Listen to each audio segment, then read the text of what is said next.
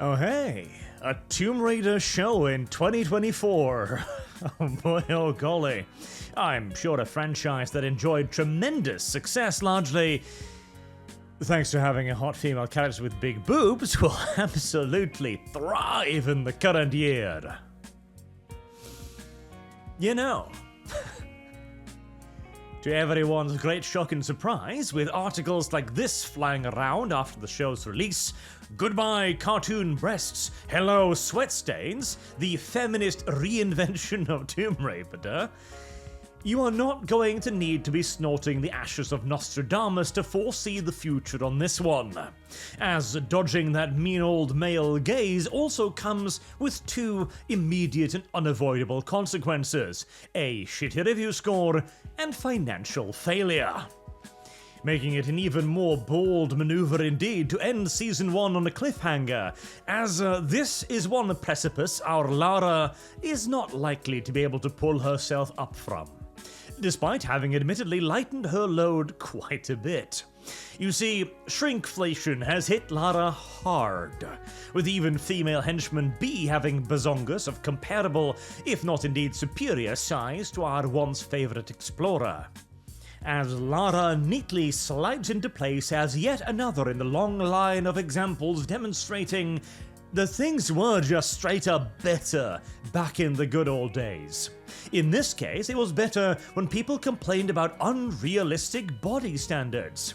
And fair enough, old school Lara had some impressive assets in 1996, but no more so than that we could find a real-life woman to play her in the movies. And while the Angelina Jolie movies had some problems here and there, the first one was pretty good in my opinion, pretty damn good actually, but the second one was not. However, you certainly cannot lay the blame on that on Angelina Jolie not looking hot enough for the role. In fact, I'm pretty sure Angelina Jolie IRL is bustier than Lara's new animated version. Hell, Lara's new voice actor make Lara Flat's tittage look trivial. We've somehow managed to come full circle, with actual real-life women having appreciatively bigger boobage than the flight of fancy video game characters. And, you know, on that point, absurd as it may yet once have sounded, and though it may seem utterly logical today, I swear to the god of airbags that this Tomb Raider show was made to appeal to gay men more so than to straight dudes. No, seriously, listen. You've got the fancy gay guy, an over-the-top homosexual stereotype the likes of which only the inclusive current year could possibly produce, white dress and bright blue nail polish, of course. Then you've got the bear, a big huggy-wuggy tattoo dude that I think group hugs Lara a grand total of 17 times through the show, that literally wrestles a bear just to pound that sausage home. And then, finally, you have the suave, older salt and pepper gentleman, voiced by Torin fucking Oakenshield, by the way, who's there to gently persuade your twink ass out of the closet, and or appeal to the female viewers with daddy issues. And for the remaining 5 straight guys who are still watching, well, you get Lara, a severely debuffed tomboy. So yeah, statistically speaking, there is far more content here for those salivating over sausage than melons. At least they didn't go full man-jaw on her, only about 75%.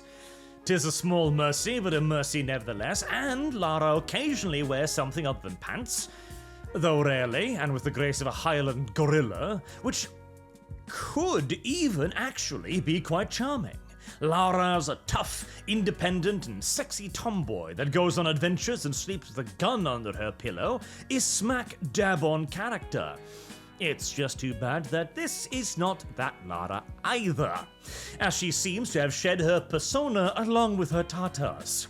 This Lara cries constantly and always needs someone else to come along with her on her adventures, presumably to hand her a tissue when the fifis get too overwhelming. And on that note, the focus on the story here is more of a Lara bitching and crying story rather than an adventure, as the plot is a laughable contrivance of ancient gods changing the weather with Dragon Balls. But more about that in a bit. I need to finish complaining about Lara Croft first.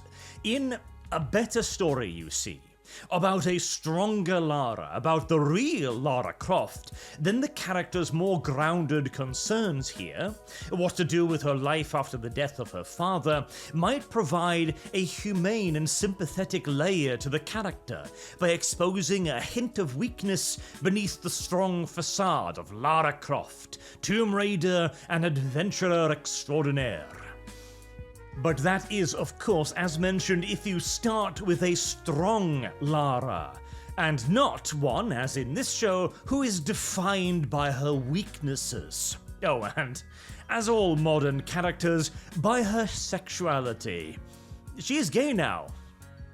He's surprised? Shocked? Befuddled? Confused? No? Alrighty then. And to be fair, it is merely extraordinarily heavily implied that she's gay, rather than outright stated, so once more, hurrah for small mercies. And of course, she no longer steals, quote, artifacts. Actually, she never even fetches anything from any tombs here. She either arrives after the artifact has already been stolen by the antagonist, or some other character claims it for her. Even so, by the way, we still need to get a half a dozen, "Oh, you silly evil white person, you steal so these are treasures," out of the show. And firstly, with Lara's new complexion, I'm not so sure about that first part. Pretty certain her dad had a cause of the jungle fever that resulted in 2024 Lara. And secondly, and far more importantly, your artifacts weren't stolen. You bunch of third world savages. They were rescued. If it wasn't for the good works of imperialism, countless historical treasures would have been destroyed. The communists in China wiped out and burned priceless treasures in China's Cultural Revolution. And so much of Africa's history has been ruined in countless tribal conflicts that more of it can now be found in Western museums than in Africa. Hell, as if to hammer the point home, it's only been a few years since videos of ISIS fighters smashing apart statues with sledgehammers outraged the world. So no, it wasn't stealing, it was protection. And honestly, at this point, the third world, listen up here. I wish you would return the favor and start, quote, stealing some statues in the United States before its own Marxist savages tear them all down as well. Anywho, having wandered slightly off point, all in all, we have here a Lara Croft who's weak, dependent, flat as an anvil, and who doesn't raid tombs. The single most charitable description I could conceivably give of her is that she is a less sexy Cora. You know, at this point we've really just gotta face reality. The left hates women. That's why they write them like this. I mean, I have seen more respectful depictions of the character of Lara Croft in animated videos featuring horses. Thanks, Boog. But what about the story, then? Well, there are some vague outlines of what might laughably be referred to as a plot, and you can occasionally catch a glimpse of it through Lara's tears. And sticking with the entire idea that the Tomb Raider is not to raid any tombs, it is mostly driven by the idea that Lara doesn't raid any tombs. You see, there are 4 magical doohickeys created by a Chinese gacha game character thousands of years ago. These magical gems were crafted to restore balance to the world, as the dark side of the Force became overpoweringly strong the moment humans showed up. So clearly, central control was required. The goddess of the CCP bound humanity's core emotions into these 4 magical gems: greed, rage, power, and betrayal.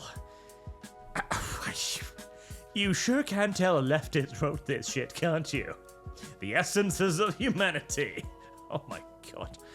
But unfortunately for the world, a man appeared and resolved to bring all of the 4 gems together, thus cancelling out their power and unleashing greed, rage, and power and betrayal upon humanity. Why would he do this? Why would he literally ruin the world and bring about the end of all things through the gnashing teeth of chaos? Well, so he could turn himself into a furry. As one does. Of course. Yet, as noble an aspiration as this might be, bringing together all 4 of the jewels made the weather all upsetty spaghetti, giving our Lara a non-ready excuse to go visit some tombs, where, as mentioned, she usually gets beaten to the actual item, and in the end she returns all of the gems to the gacha character. So, more tomb returner than raider, I guess. And honestly, that's about all I have to say about the plot. It's weak. It's really weak. It is one of the most transparent contrivances to get the character to go to a certain space and do a certain thing I think I've damn near ever seen.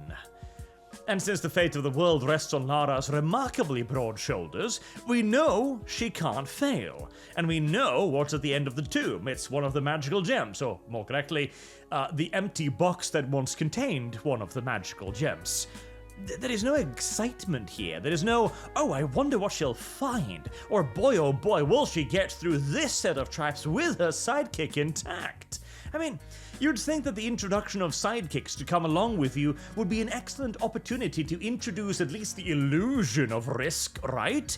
You take big old bear dude here and you drown him in a river. That way, the viewer can look at it and go, damn, somebody actually died? I guess adventuring in the middle of the jungle is dangerous or something. But no, they fake the dude's death and reveal that he's been alive this whole time about 10 minutes or so later.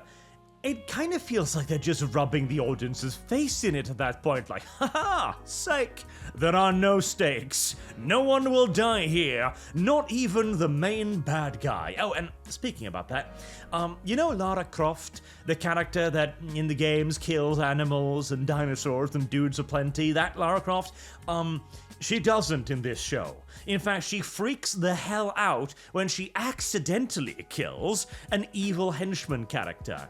She doesn't even get her pistols until the last episode. And even then, even when a bear is about to eat her friend, she still doesn't shoot the bear, preferring, I assume, to save the fuzzy wuzzy and sacrifice her friend. And hey, I suppose that for leftist women, fucking men over and preferring animals is perfectly on brand.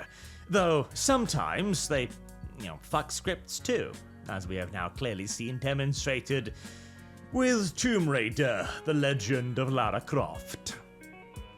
And if I somehow have failed to make it absolutely, utterly obvious, this is a bad show, to be avoided at all costs. It has both bad plots and non-existent plots.